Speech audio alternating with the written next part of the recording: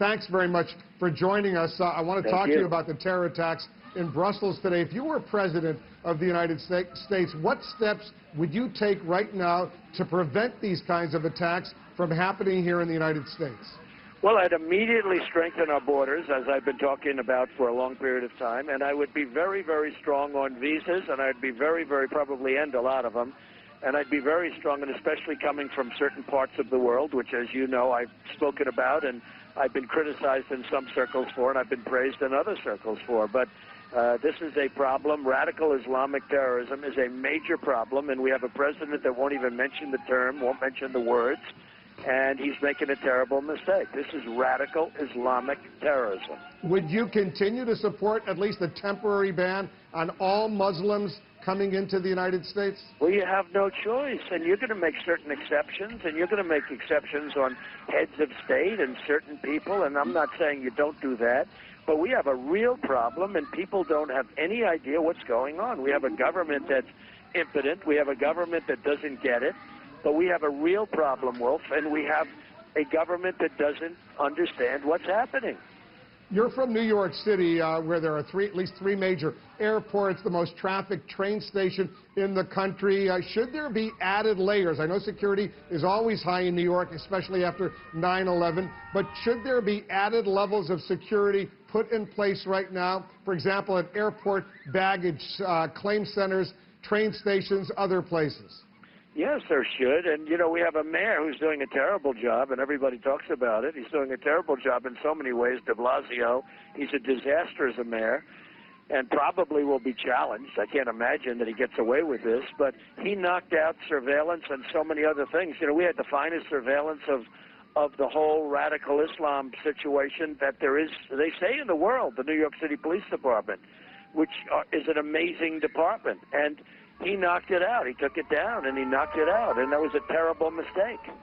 What if you do have this temporary ban, though, on Muslims coming into the United States?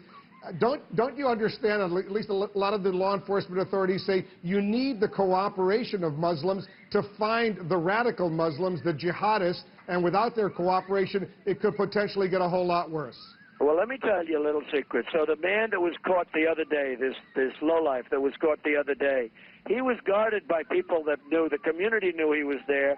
Everybody knew he was there. He was seen shopping in grocery stores, and they have pictures of him shopping in grocery stores. His community knew he was there. There are probably many, many people that knew him, and they never turned him in.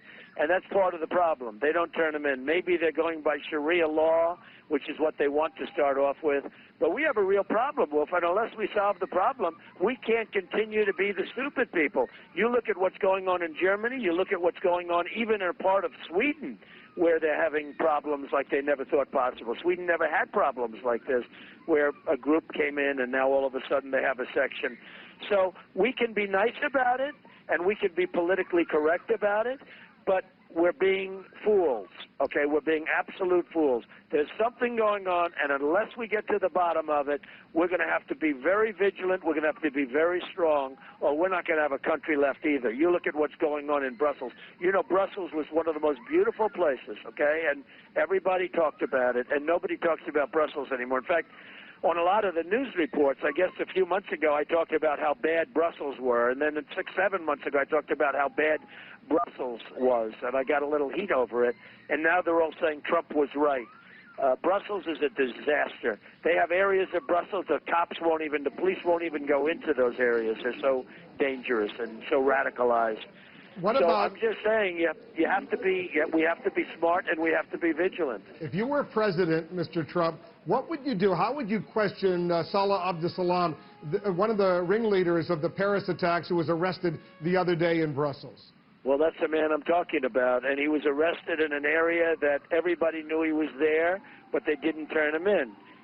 The Muslim community did not turn him in, and they should have turned him in. And right now we have a lot of people, and a lot of people think he may have led this attack. He may have been the one that did the attack, or it was done in retribution. And what I would do is look, I think we have to change our law on you know, the waterboarding thing, where they could chop off heads and they can drown people in cages and heavy steel cages, and we can't waterboard.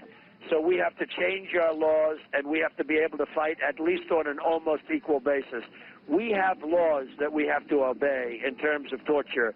They have no laws whatsoever that they have to obey. So would you start torturing him right away, or would you see if he would cooperate and share information? Because Belgian authorities, Belgian police say he has been talking. Well, you know, he may be talking, but he'll talk a lot faster with the torture. If he would have talked, you might not have had to blow up all these people dead and all these people horribly wounded, because he probably knew about it. I would be willing to bet that he knew about this bombing that took place today. So we have to be smart. I mean, it's hard to believe. We can't waterboard, which is look, nothing's nice about it, but it's your minimal form of torture. We can't waterboard, and they can chop off heads.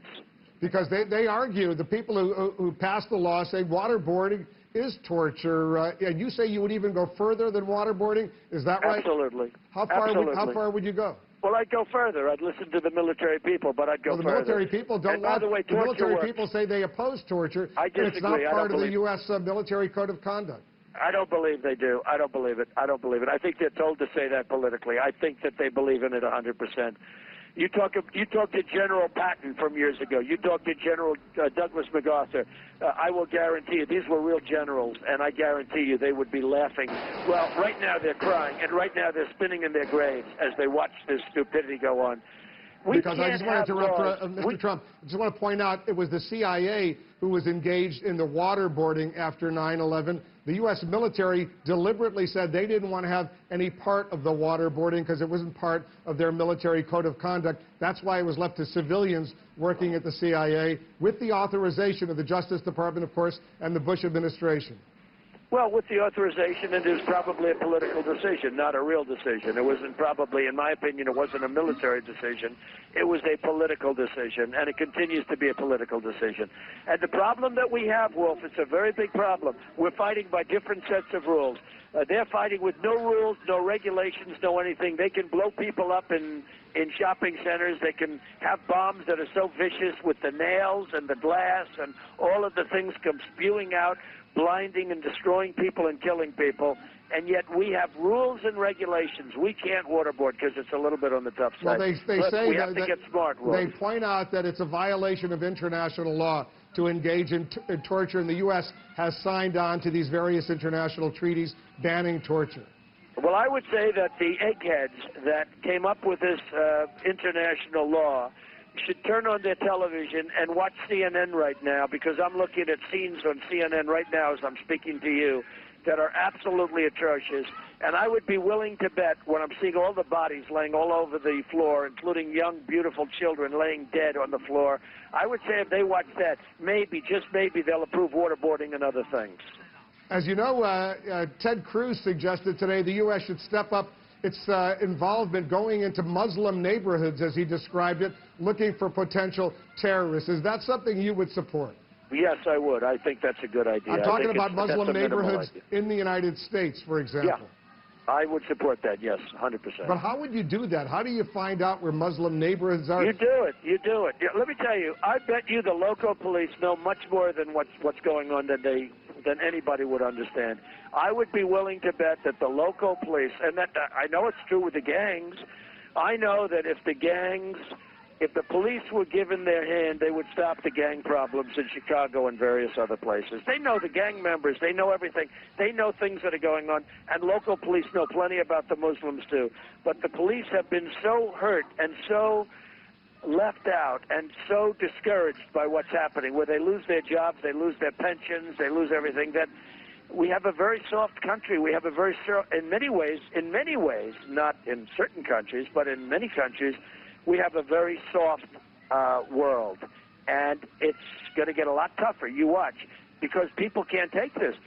These acts, these horrible, violent acts. Now, the man that was caught, who I'm sure knew about this, and I'm sure if they were strong and strong like I mean strong, I'm sure he would have given them up before this act happened. He knew about this act. This act was an act of retribution because they caught him. A lot of people are saying that, and it probably was. And he probably knew about it. Maybe he planned it. But You know, he's probably right now sitting there with lawyers surrounding him saying, you don't have to talk, don't worry about it. The trial will start in 10 years. In 10 years, everybody will forget. Mr. Trump, what do you say to the millions of Muslim Americans who are very patriotic, loyal Americans, many of whom have sons and daughters who serve in the U.S. military, who feel they would be discriminated against if these policies went forward? I say we have a problem. We have a radical Islamic terrorism problem. That's what I say. I have to say that.